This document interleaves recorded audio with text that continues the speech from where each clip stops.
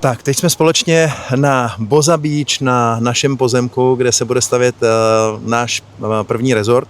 Martin je člověk, který má na starosti development kompletně pro Tanzánii, vlastně pro naše jednotlivé projekty.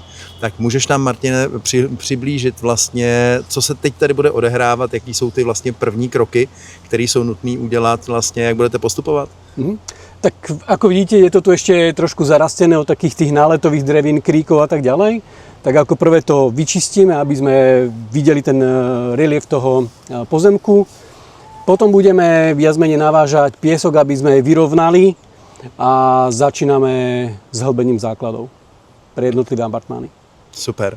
A já vím, že použijete moderní materiály, že to je jedna z těch důležitých věcí, vlastně, která je důležitá vlastně pro lidi, který zajímá tohle místo.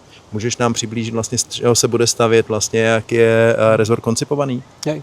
Tak pôjdeme suchou výstavbou, budeme sa snažiť používať prírodné materiály, budeme tam mať aj nové technológie, ktoré teraz nejakým spôsobom v Európe začínajú fungovať a presadzovať sa, ako napríklad rekuperácia, aby nám tie apartmány, aj keď tí ľudia nebudú 2-3 mesiace, aby im neplesnívali, aby sa to stále vetralo.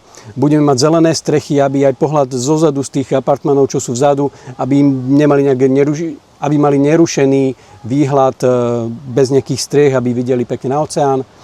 A ďalšie prezradíme neskôr.